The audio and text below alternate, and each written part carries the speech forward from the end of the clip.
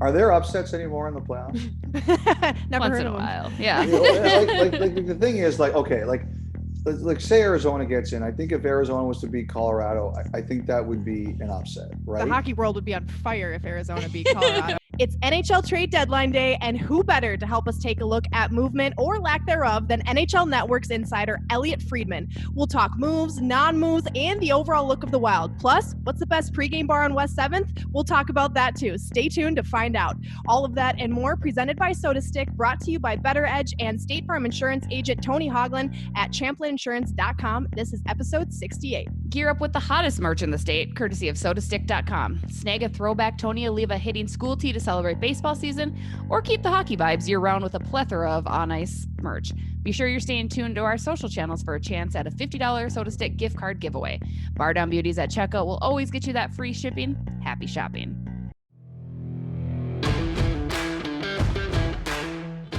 Hello, everybody. We're back. Episode 68. We're so close to a very nice episode, but we've got a lot of good stuff happening in Let's episode get ahead of ourselves, 68. Jesse. Come on. I know. I'm immature, whatever. It's fine. As you'll see, we have officially fired producer Fred. He's not with us on our YouTube channel. R.I.P. producer Fred. R.I.P. JK. Fred is on vacation He's with on the vacay. family. He's enjoying his time away from us. Probably very much Probably so. very much. Very much so. If he's But not that here means- next week either, he probably enjoyed it too much. Exactly. That means Alexis and I have free reign. What's up, baby? Trying 20 to take another minutes, vacation. No, I mean, mostly we just kind of want to talk about the Minnesota Wild, right? Duh. First, I will say, unfortunately, we will not see an all Minnesota Frozen championship. Mankato and UMD bow out. St. Cloud moves on to face UMass in the championship. We're recording this on Friday as usual, so we won't have the championship update, but Alexis, were you bummed about either of those? I know you're a St. Cloud Husky, so go Huskies. I wasn't bummed about the St. Cloud game. Was very exciting. I will say that. Like, whether you were rooting for Mankato or rooting for the Huskies, like, that was a really, really fun game to watch. And I honestly, throughout that entire game, I was like, I can see either team winning this game. Like, one of my best friends went to Mankato, and she's a big hockey fan, so she's texting me. She's like, I do not like how good St. Cloud looks right now. I'm like, hey, hold on. Like, this game is anybody's game. And what an exciting finish to that one. So I was happy to see the Huskies advance. Happy to see all of my friends from college kind of talking about it on social media and texting me. And disappointing the Bulldogs couldn't pull it off. I would have loved a Minnesota final. They just couldn't get it done. But that means we can all direct our energy to the Huskies. And like, this game will be over by the time it comes out. But fingers crossed that we could get some luck going for the Huskies on Saturday. And still a lot of fun to have 3 schools in there. Unfortunately, 5 at the start and 3 to the final. That's pretty exciting. It toot our own horns. We love to do that once in a while. So pretty good stuff. But like I mentioned, I want to talk Minnesota Wild. We will have Elliotte Friedman joining us to talk about the trade deadline, which is today, the day that you're listening to it, and what he thinks the Minnesota Wild may or may not do. But let's talk about the team as it sits, because we're recording this on a Friday before the St. Louis series starts. Do you want to talk about the 8 goals the Minnesota Wild scored against the Avs? I want to talk about that every episode for the rest of eternity. That game was so much fun to watch. And it was just one of those fun hockey games. Like, as they always say, life's too short to bet the under. Give me all the goals. Like, I love a good high-scoring game. It's just, it can be stressful if you're a fan of the two teams playing. But they're just so much fun to watch. And I kind of said this in my breakdown for that series against the Avs. But what impressed me the most wasn't necessarily just that win in that second game, but how much of a competition they made that first one, when it really looked like they were just about to be out for the count in that second period. They battled back against a really, really good team, and quite frankly, just ran out of time. If we would have had maybe a few more minutes, I'm interested to see if the Wild could have maybe tied that game up. I'm on deadline, and I didn't want to have to rewrite my story, Jesse. so I'm happy that it ended the way it did. But I was impressed that the Wild made that first one a game when it looked like it could have gotten out of hand much more than it did. And in the second game, the fact that they used that energy of the first game to help them get a win. And the end of that first game got really chippy. And it makes you wonder, like, is the second game just going to be just like a shit show? Is it just going to be everyone fighting each other all the time? Is it going to be, is any skill going to be on show in this game? Or is it just going to be, a real physical game? And so I loved that the Wild kept that physicality and used that energy, but also transformed that into just an overall good game, which is what you want to do with physical energy and with animosity among two teams. team. So I love that they got the win, and Colorado tried to do exactly to the Wild what they did that first game, and the Wild shut it down and did not allow it to happen a second night, which I know is not easy to do, because you start to get in your own head thinking, oh God, this is going to happen again. We're right. Like, it was almost a complete replication. Literally. Like, oh my God, seriously? We're really doing this again? Like, that's absolutely insane. No, you mentioned the physicality. Good news on the Marcus Foligno Fan Front Club. Marcus Foligno skating. He is on the trip with the team in St. Louis. I mean, I know we've touched on it, and it's of course not even speaking from bias because we love Marcus, right? But I think he truly has been missed. I think even just having him be able to be around the team and have that energy that he brings.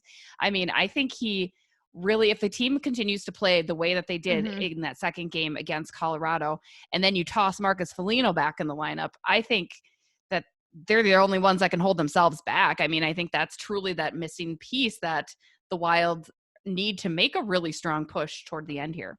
Yeah, I have had that thought so many times over the course of the last couple of weeks of, wow, this team is so different without Marcus Foligno. And not that they're incapable of winning without him, but he brings such a different vibe to a game that is so necessary. Every team will want to have a guy like Marcus Foligno on their team, somebody who can defend his teammates, bring the energy, bring the support. I mean, he's the kind of guy who's talking on the bench. He's talking on the ice. He's talking going down the hallway into the locker room. So he is the kind of guy who, in those games where it gets a little bit chippy, it gets a little bit tough, he's saying, hey, let's keep our heads on straight. Let's make a point here, but let's also win. He's that kind of guy. And there's been some games where you really, really noticed his absence. And that is a good quality to have in a player, that they miss you when you're not on the ice. And it's been tough without him, especially in those chippy games where you know he would make a big difference in those games, and maybe put a stop to that chippiness a lot faster than some of the other Wild players are able to do. And so and he's grown into a bit more of a scorer this season. I was going to say, and he can shoot, right? I mean, it's certainly, he's bringing more to his game than I think, not that we never thought it was possible, but you didn't see that. You expected him level. Just to be a brute, right? And he's definitely taken his game to that next level. I mean, there's a reason Bill Garan re-signed him and extended his contract for so long, right? Because you want a guy like that, again, everything that he brings. So very, very exciting to see that his return could be in the near future. There's only 18 games left, Alexis, 18 games left, which is crazy to think. I mean, it seems like a long season, but a short season, right? We'd be in playoff hockey right now if it were not for COVID. This would be the week playoff hockey would be started. Like, that hit me the other day, and I'm like, oh my God, we'd be watching playoff hockey right now if it wasn't for COVID. So like, that's just crazy to me that we're approaching mid-April and still in regular season hockey. But it is hard to believe that the season, like, I feel like we were just doing our episode ahead of like the first game, and we're all fired up that hockey was back. And like, now here we are in April. It's wild. I mean, it's because it's wild. See what you did there? Pun. Clever. Pulled a Jesse. I'd have rolled his eyes if he was on the court right now. And we'll dive into this with Elliotte a little bit more, but Alexis, what pieces do you think are missing from this Minnesota Wild team, whether they want to acquire somebody at the deadline today, or whether they are, going to make some moves before the draft? I mean, are there pieces that are missing, or do you really like the way the team looks as it is right now? I mean, I think there's always room for improvement, right? But what would your first goal as GM Alexis be?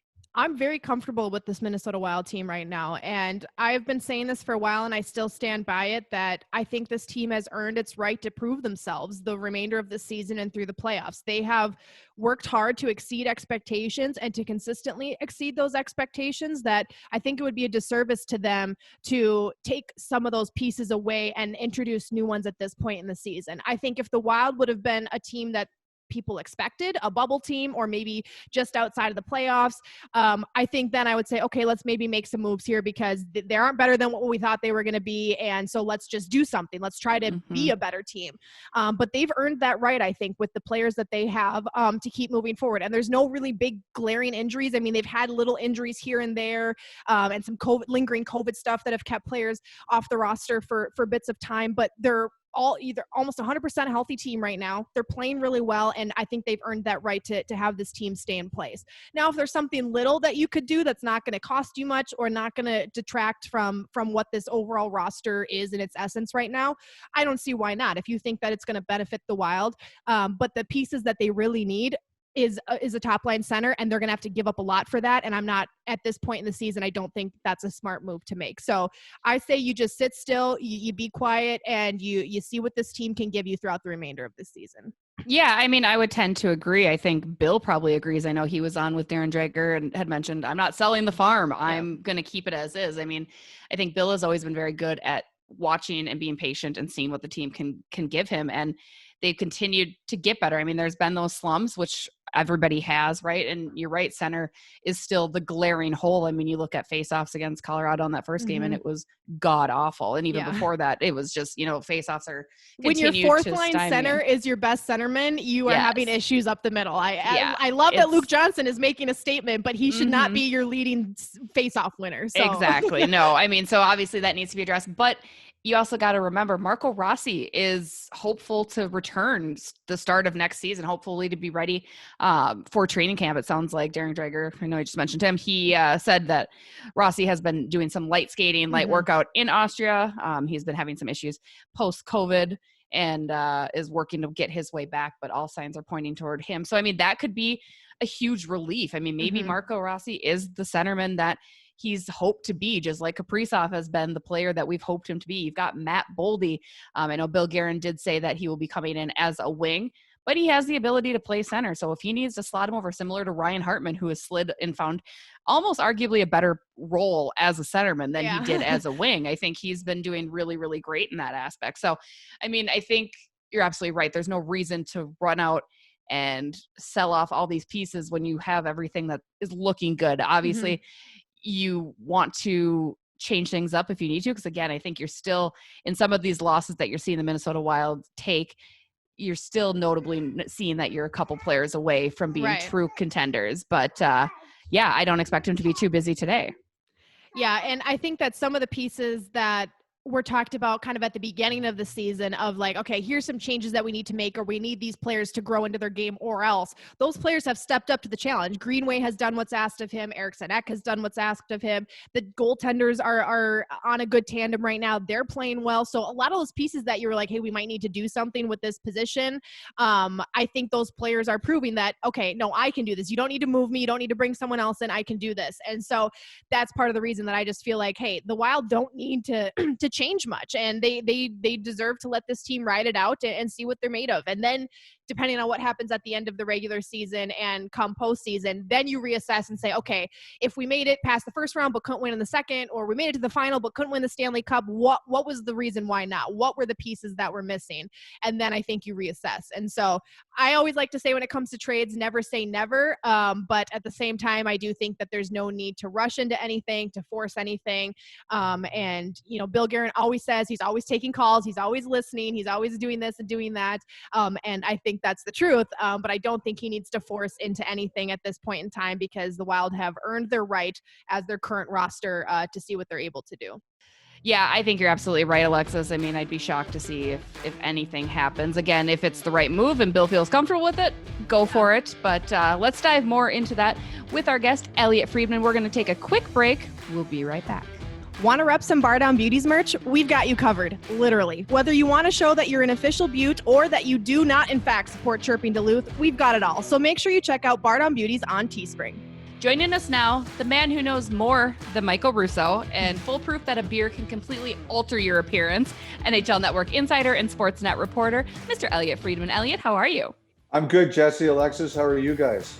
We're good. We're like you. We're waiting around. What's going to happen? Is anything going to happen during this NHL trade deadline? I mean, let's just start there with this episode obviously being released on Monday, trade deadline day. Do you think it's going to be a quieter deadline day, especially just with the weird season and the different needs that teams have? Well, one thing I think is going to happen is that I'm going to get an angry text from Mike Russo because he said I know more than he does. So I can guarantee that in the state of Minnesota, that's not going to make me very popular. Hey, I stand by that. Sometimes we got to jab Russo once in a while. But Mike, the truth hurts, so you just got to suck it up. I always, every year I go in and I say, I always expect one thing that kind of stuns me. And I like to think that way because I think that there's a lot of talk. There's always a lot of will to do things. This year it's different in that there's not a lot of money. Yeah. But I still always think there's a willingness to do things. So I expect something's going to come out that we don't see coming, that we're going to sit there and we're going to say, wow. But I do think it's going to be harder to make trades than maybe it ever has, because I don't think the cap is going to be going up for a few years. Right. I was going to say, I mean, that's obviously the biggest factor. You look at the Minnesota Wild, for instance, and that's a huge mitigating situation that they have to try to figure out. I mean, if you could take one crazy hot take that you're thinking that, oh my gosh, this could happen, what would it be? What's kind of the craziest out there thing that would surprise you, but maybe not when you really sit down and think about it? That's a good question. I always worry about these kinds of questions, Jesse, because I worry about like radioing myself. So right. Please understand that this is just me talking like out of my butt. Like just basically talking like this is just me basically talking, making stuff up. Keeping it interesting. We're just right? Like a name would be Ryan Getzlaf. Like that would be a name. And I'm not expecting Ryan Getzlaf to be traded, but I do think there are teams that have asked Anaheim about him, and you never know if there was ever anything that would get him to say, I consider this. I think that would be the kind of thing that would come out of nowhere. I think Jack Eichel would be another one, because I think the Sabres are at least taking calls on him. I don't know what Eichel's health is. I don't know if he's going to play again this year. I would think if that happens, that one's going to be more around the deadline or it's not the deadline, but the draft or the free agency or something like that. But it's not out of the realm of possibility. I think those would be the kind of guys that, Johnny Gaudreau would be another guy that I don't think that's going to happen this year. I think if it happens draft or off season. But that's the kind of thing that is not impossible. And I would look at my phone if I got a note like that, and I would say, holy smokes, that's a surprise. What about a Taylor Hall? I know his name's been tossed out there. He chose to go to Buffalo, and things obviously not shaking out. I mean, is he a guy that you could see actually being on the move? I know he said he's open to it as well. I don't think that one's going to be, Jesse, if that one happens, I don't think that one's as big a surprise. I think we're all kind of expecting Taylor Hall to go somewhere. I think it's been a bit of a grind, a bit of a tougher challenge for Buffalo than they hoped. But I think he gets traded, yes. That's a nice way to put it for Buffalo, right? That was very kind of you. Well, I'm a nice guy. Speaking of Buffalo, you also mentioned Jack Eichel, which is a name that's been floated around with the Minnesota Wild and its fan base talking about centers and would he be a good fit? So speaking of the Minnesota Wild specifically, not even necessarily just Jack Eichel, but do you think the Wild will make moves? I think they've exceeded expectations a bit, but obviously some pieces still missing. Is Bill Garan going to do anything? As a matter of fact, Alexis, my podcasting partner, Jeff Merrick, he actually said that he wouldn't be surprised, like if Minnesota was a stealth team on Taylor Hall. Now, I don't think that's easy. There would have to be a lot of work that would be done, but I like the idea. Like, Alexis, I'm a big believer in that the players dictate what the GM does. And I think the players in Minnesota this year have dictated that they are worth helping. We know that Bill Guerin's not afraid. He's got, he's got big guts. He's not afraid to do things.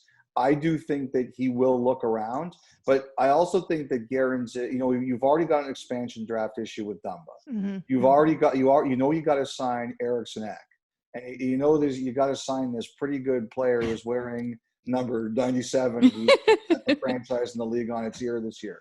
So I think that everything that Garan does is with an eye to what are the dominoes. But depending on the cost, I could see him doing something because A, I think the players have shown they earned it, and B, I think Garan is the kind of guy who thinks that if I think we're going to go for it, we're going to go for it. So what about a guy like Matt Dumba where, the big debate with him is, do you try to move him and get something big for him because he's worth a lot, or do you hold off and try not to lose him in that expansion draft? That has been talked about for so long now. What would you do with Matt Dumba if you're Bill Garan? If I was in his shoes right now, I'd try to win. Like if the team wasn't very good, I'd be looking to move him. But again, I think players speak. I really do. And just in all the years I've been around, I've tried to understand the different mentality between different people. And, you can't lie to the players. They know when they're good. They may not admit it, but they know when they're good and they know when they're not good, right? And I just see a team there that has exceeded expectations, that is entertaining, that is you know, I mean, Colorado gives you guys all sorts of problems, even though you wipe them out the forever. Hey, we'll hang our hat on that most recent win. That's how we concluded the series with them, right? But I'd want the 7-game shot with them or Vegas if I was the Wild. So, like, I just think that, yeah, the expansion draft matters, but and Garen's been there as a player. He knows what every move is going to do. And if you take Dumba, like if you're trading Dumba now, I am a believer that it's better to be something that makes me as a player and a fan think, oh, okay, I get it. You're still in to win it, kind of, right? Like that mentality. Like I've had guys tell me before, if I trade this guy, you're going to look at the trade and you're going to understand it. Mm-hmm. That's the way I view the Dumba thing right now. Like if he's getting traded now, I'm going to look at it and I'm going to understand it, because I just don't see Bill Garan and the Wild taking a step backward while their team has been as good as it's been this year. Doesn't make any sense. Exactly. I think that's kind of surprised all of us here, right? I mean, this team has exceeded those expectations. You thought they'd be maybe a bubble squad going in, and you've seen guys really rise to the occasion. Joel Eriksson, we had mentioned, you know, and Bill Garan being a large part of that, making a move to Greg Patterin for Ian Cole, I think has helped this team. And he certainly has been very patient with this organization. I mean, how have you seen Bill really transform the Minnesota Wild into a team that, sure, they maybe are not quite there as contenders, but he's definitely making the right moves to get them closer and closer? Well, you know, I think that good leaders generally, they don't walk into a room and they don't say like he or she doesn't walk in and say, I'm the boss and I'm now going to start doing things. Like I think there's always culture changes that you want to make, but I think the smartest thing to do is really go in there and not go in with preconceived notions, but see, okay, how does everybody work? Who do I look at and I've heard this about and it turns out to be totally wrong? Or who have I gone and heard this about and it turns out to be totally right? So last year we saw him kind of go through the year, see how it was, see them in the bubble, kind of flame out against Vancouver. And then you kind of saw what Bill Garan thought, not much, right? Yeah. So, you know, he spent a year, he kind of saw what he had. He made some changes. He moved his team around. But I think he's got, like I said, like if you guys saw Garan as a player, you guys have seen him now as a GM, he's not afraid. And he's got courage of his convictions, right? If you ask him a question, he'll give you an honest answer. If he decides something is the right course of action, he's going to do it. And so he made his changes, and now he's seen how that's kind of unfolded. So I just think that that's the way he is. I think he's bold. I think he came in the right way. He didn't come in like, I'm the new sheriff in town. Like he came in like, and he saw what he had, and he made his choices. And you know, I really like the job he's done. I really do. And you know, Kaprizov, Garan can't take credit for that one. Right. He was drafted beforehand, but you know, there's some players that come over from Russia or anywhere really, and you hear the reputation and you don't know if you believe it. Yeah. The guy's been better than advertised. I don't know if any of us expected that, but he's been better than advertised. He's absolutely. No, I thought the same thing. I know going into training camp, I was a little apprehensive because like you said, you don't know. I mean, the highlight reels are one thing, KHL is one thing, but how that's going to translate. And I was like, holy crap, this kid has got it going on. And again, that's because Minnesota hasn't seen a dynamic player like that since maybe Marian Gaborik in his prime. And even then, it's a different type of player. I mean, Krill does a lot. So it's tremendous to see. You know, back on Bill Garan, Elliotte, you had talked about how he's not afraid to make moves. And we saw one move that didn't quite happen last year at the trade deadline with the New York Islanders and Zach Parise. Do you have any more insight yet or clarity as to maybe why that had fallen apart? And do you think that Bill maybe continued those conversations throughout this year to say, hey, if we can unload Zach, unload some of that salary, we'd be willing to do that? I think what the problem there was, Jesse, is that it was an incredibly complicated trade. Like I have tried to get to the bottom of where everything was kind of going.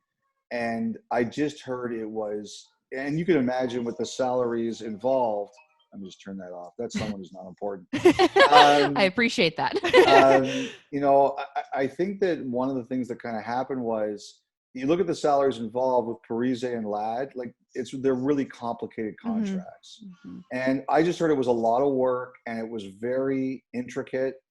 And they really worked hard to suppress it.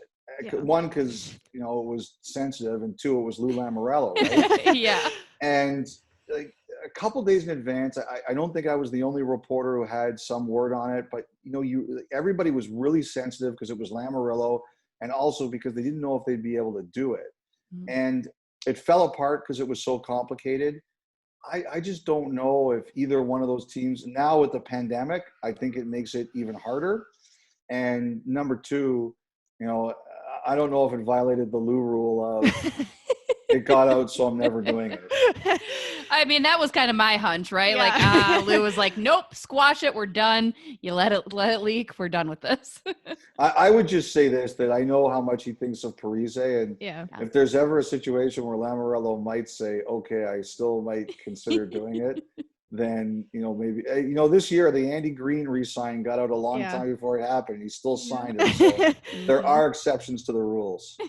Well, we've talked about here some of the stuff that Bill Garan has done and what he's capable of doing. Let's take it a step further back in time to Paul Fenton and some of the trades that he made that have now turned into a big reason that this Minnesota Wild team is maybe exceeding expectations this year. So, Elliotte, do Wild fans owe Paul Fenton an apology? I don't know if they owe him an apology. I just think that, what, Alexis, I just think that sometimes things take time to figure out. I really believe, like, one thing I hate doing, and I always tell our guys this, it's funny, I get asked to do like draft grades. Like, how this team do in the draft? They get an A. Ask me in 5 years. What did you give the Wild this year? And I'm like, I don't see any of these guys play. I don't. I don't know if the 7th rounder is a steal. I mean, I could look, he's X on this board or X on that board, and they picked them here. I'll say this, like, they're Arizona right now, like John Chaika, everybody was clobbering him last year. If Arizona, like, that's the thing, if Arizona was doing really poorly this year, people would be saying, oh, they'd be ripping John Chaika.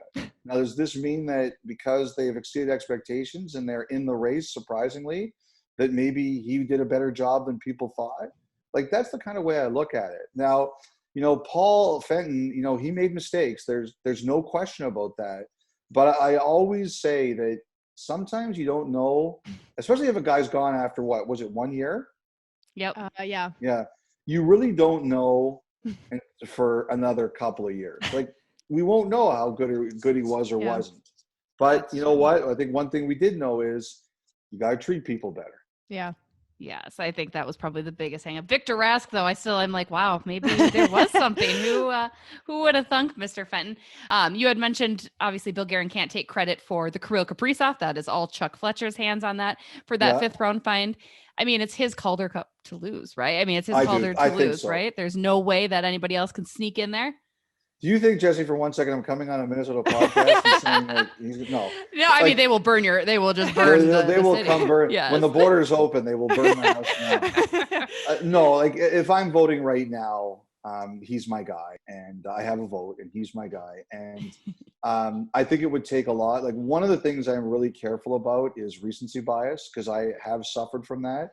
Like, if there's some rookie who has a really hot last 20 games, I think sometimes those kind of candidates can steal it. Yeah. Sure. I think you have to reward beginning to end, and it would take a lot for. There's some other good rookies in this league. Mm-hmm. It would take an awful lot for someone to take Kaprizov off my ballot. I don't think he'll be on my heart ballot now, but he was at one point. Like, he was a guy I had on my big list of Hart Trophy candidates. So, for sure, he's my Calder guy. You love that. How about the goalies? Like, I feel like rookie goalies this year are very, very strong. Kaapo Kähkönen also maybe could kind of sneak in there, right, if he gets a little bit more playing time once again. But I mean, is that kind of rare to see goalies perform so well in their rookie season as they've been doing this year? I just think this year is so weird. Like, it's not, there's nothing normal about this season. So if you would tell me a grapefruit could be the MVP of the NHL this year, I'd probably believe it. Well, how much would you credit, talking about Kirill Kaprizov, Kaapo Kähkönen, is Kirill Kaprizov the reason the Wild have had more success than a lot of people expected? Or is it some of these moves finally paying off? Is it Dean Evison in his first full year as a head coach? Is it the goaltending tandem the Wild have finally having some success here? Can we say Kirill Kaprizov is the reason, or is it more a culmination of several things?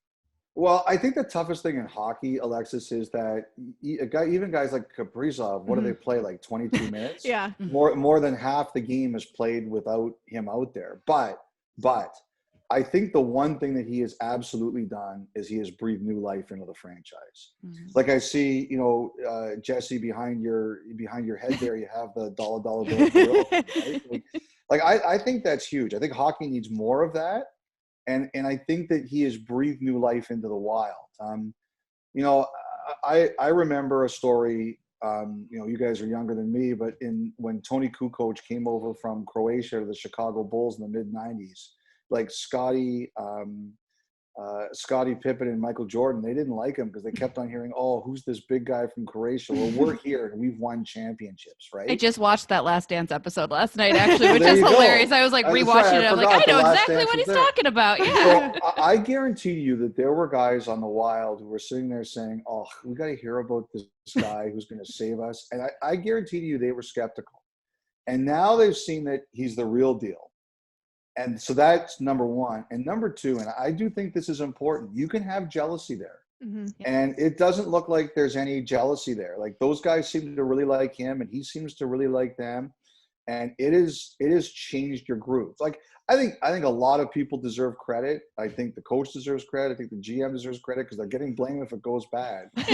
Right. And the players deserve a lot of credit. Like Eriksson Ek looks like the player everybody thought he was going to be. Greenway has really improved for a good chunk of this year. He looks like the player everybody thought he was going to be. You mentioned Kakkonen.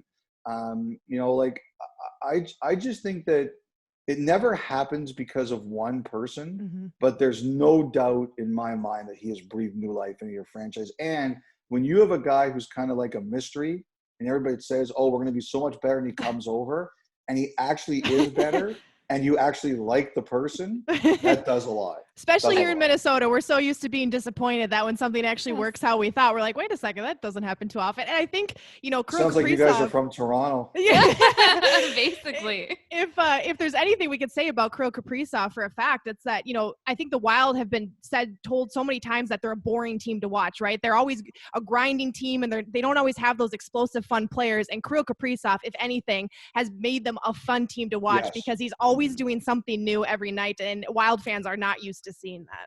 Yeah, I mean, you guys would know better than me because you're there, but it is a good point. Like it is, one of you brought up Gaborik earlier. Like how many players have you guys had like that in your franchise?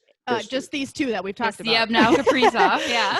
Yeah, you know what? I think that's a great point. I mean, we are in the entertainment business. Yeah. Right. Exactly. And I feel kind of even going to that. I mean, it seems like players have been forced to try to keep up with Kirill, right? So, I mean, it really has naturally brought players to elevate their own game. Matt Zuccarello finally kind of coming into his own. Victor Rask finally coming into his own. And I think a large part of that, in addition to, is Kirill's a young guy. The Minnesota Wild have been, for lack of a better word, old and boring. I mean, frankly, right? So, I mean, how much do you think this is really going to move forward on the youthfulness front? I mean, Matt Boldy signed with the Minnesota Wild. He'll start in Iowa, but I think there's no doubt we'll see him at some point in time, possibly this year. I mean, do you think that the Wild are starting to turn the page, and it's, again, not a complete, restructure of the team, but it's definitely a shakeup to get that youthful injectiveness that needs to be done in the NHL to keep up with the game today? Well, I think, Jesse, with the way the cap is going, and the cap's going to be tight, you have to have players on entry-level contracts who make a difference, right? And you look at it, like we talked about it, you're going to have to assign Kaprizov to a new deal. I don't think that's going to be a small number. You're going to have to sign Eriksson Ek to a new deal. That price is going up almost every game. So you're going to need guys like Boldy to come in and be impactful on their ELCs. It's going to be impossible for teams to win now in this league without it. I was just going to say, who do you think in the Honda West, just looking at that division specifically, if the Wild don't do anything, who else in that division might do something that might make them a competitive team? Think about a team like Arizona, who right now is in that last spot. Is there any teams in there who, if they make a few changes, are they really going to give those top three teams, the Wild, Avalanche, and Golden Knights, a run for their money at the end of the season here?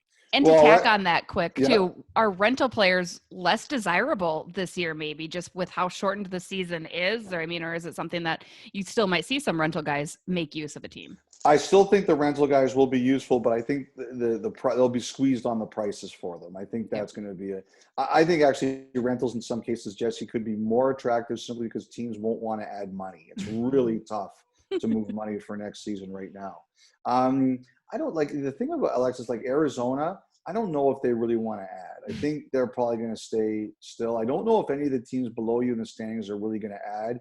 You specifically asked me about the other teams, but I still think Colorado is going to add. Okay. I think they're going to add a D. I wonder if they're going to add a goalie. And I think they've also looked at the idea of getting like an edgy forward kind of who can play for them and score. So I do think Colorado is going to really try to improve itself to become even more of a handful. That sounds terrifying, Elliotte. I don't know why you would share that info with us. At least the Wild are done playing them, though. Well, all of the Wild fans listening right now are just shed a tear thinking that the Avalanche could be an even better team. They're crying in a corner, deadline. Shaking, like, oh God, no, please. And we kind of touched on it a little bit, but to wrap things up, how much is the expansion draft affecting this NHL trade deadline too? Because like you said, you have to think further down the road even to what are you going to do then? It doesn't seem as much like, okay, an instant move right now during the deadline. We have to also consider the expansion draft and all these re-signings. Is that impacting this year's trade deadline and movement? It is. I think teams are worried about that. Like, and your fans in Minnesota, you've talked about your expansion draft and what happened with you in 2017 with the Golden Knights. I think the tough thing about that is that I think there's a lot of teams who looked at it and said, we're not going to do that again. If we have to lose one player, we're going to lose one player. But I think the tight salary cap is going to really help Seattle a lot. I think some teams are going to be forced into thinking about things they don't want to do. I know in Ekholm's case, there were teams like Winnipeg and Philadelphia that weren't crazy about acquiring him because it was what you were going to have to pay and then what you were going to have to expose. So I do think that, but like, again, I think a team in your case where, you're already sitting there and going, we may have some questions here we've got to answer. The players have spoken. Your team is good. I just don't see your GM saying, we're going to make a change now for the expansion draft when our players have been good. Unless, again, you look at it and you say, okay, I can't argue with that. Right. I think Bill has been very clear about that too, right? His phone's always open. He's taking the calls. And I believe he even said earlier last week that he's not going to sell the farm. He's digging with what's going on. So before we let you go, the hardest question, the most important question probably of the podcast, could the Minnesota Wild be a true Stanley Cup contender this year? Or how many years do you think until that maybe they find those right pieces to be true, realistic contenders? Considering Colorado Avalanche are probably looking really good too. Well, you've got, like, I always say, why not? Yeah. Are there upsets anymore in the playoffs? Never heard of Once them. in a while. Yeah. like the thing is, like, okay, like say Arizona gets in. I think if Arizona was to beat Colorado, I think that would be an upset. The hockey world would be on fire if Arizona beat Colorado. Exactly. But like if Minnesota beats either Colorado or Vegas, whoever finishes second, is it an upset? Yeah, I guess it is. But would it really surprise anyone? Yeah. No. Like I think your team has come a long way. I think it deserves respect. And I think that's the thing that I agree with Garan the most is that you don't go for the 1 year fix. You have a chance to be good here for some time. You've got good young players who are in the prime years or the younger years. Like if you guys won a couple rounds, went on a run, would I be shocked? No, you have good players.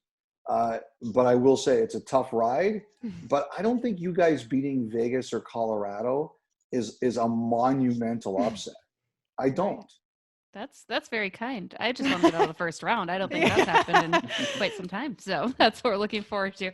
Again, Elliotte Friedman, thank you so much for joining us. Where can people find your work? Where can they follow you? Well, my Twitter handle is Friedge, HNIC. My Instagram is the same thing, although I don't use it as much. I have to start using that a bit more. And most of the links to my work at Sportsnet can be found on my Twitter. Awesome. You're the best. Thanks again for joining us. Before we do let you go, how many imposter accounts are there out there for you right now? There's a couple. Just make sure you're following the correct guy. Well, I have a blue check, so that makes it easier. But I got to tell you, like, the people who do this, I don't like it, but they are creative. I have to say that.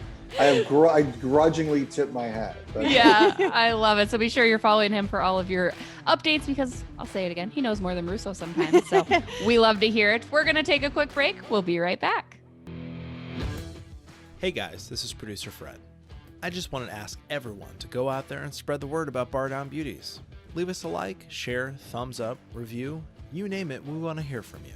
Find us on YouTube, Instagram, Facebook, Twitter, and of course, your favorite podcast app. We're back. Thanks again to Elliotte for providing our inside information. There's always so much to keep up. I am going to miss not being at TRs and waiting on trade deadline, right? Like, that's always so much fun. That was grabbing your great. stuff in a hurry and running out the door and thinking, oh God, here we go. And yeah, right down to the wire. That was a fun time last year, waiting on what was going to happen with the Zach Parise deal and having it ultimately fall through. But an exciting day, and unfortunate we won't have the same kind of energy this time around. Exactly. It's a little bit of a bummer, but I'm curious. I'm excited to see what other teams do, whether it's the Minnesota Wild or not. If Jack Eichel does go somewhere, right? I mean, please, I'm excited. Let him go somewhere so Wild fans will shut up about him. So we can all stop talking about it, for God's sake. I would love to move on. Get him on a team. Get him on a team. Somebody pick him up. Speaking of Tom Reed's on trade deadline day, nice segue. You like that? God, I'm getting really good at these.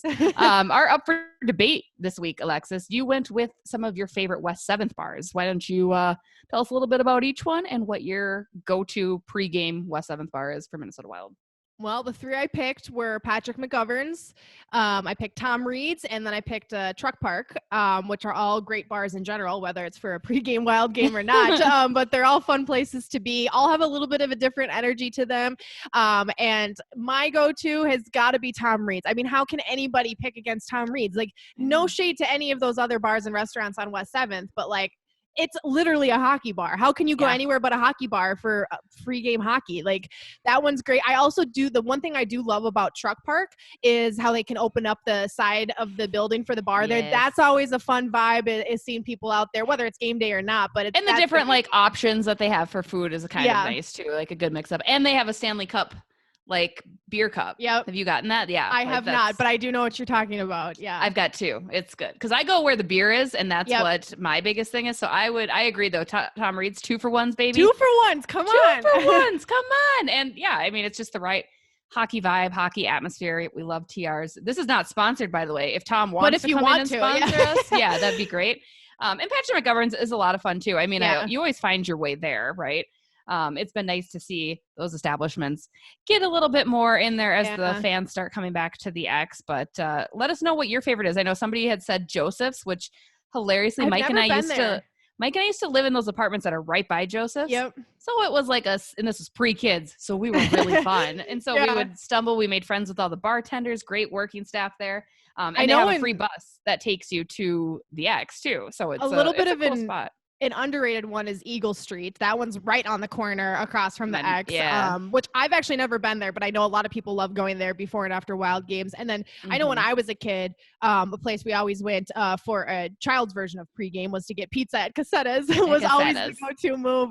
If we weren't going to get food at the Wild game, we'd come out early and get food at Cassetta's, which you can't go wrong with that. If you just want a more chill pregame vibe, but still get that West 7th energy, Cassetta's is a great go-to, and literally everything on the menu is delicious. And they have beer too, but it's just not like a true bar setting. But Cassetta's is great. My favorite spot for food pregame, and Tom Reed's is the best spot for drinks. So I love that you took on the more family-friendly vibe without children, and me with kids are like, nope, give me all the drinks. Give me everything. Well, by the time I was like old enough to pregame, I was like working for the Wild. So I was like at work instead of actually getting to go out. So my memories of pregames are being like 8 years old and going to Cassetta's for a pizza before the Wild game. Yes, so. I know. And I'll give a shout out to the Liffey too, because actually it's kind of fun sometimes.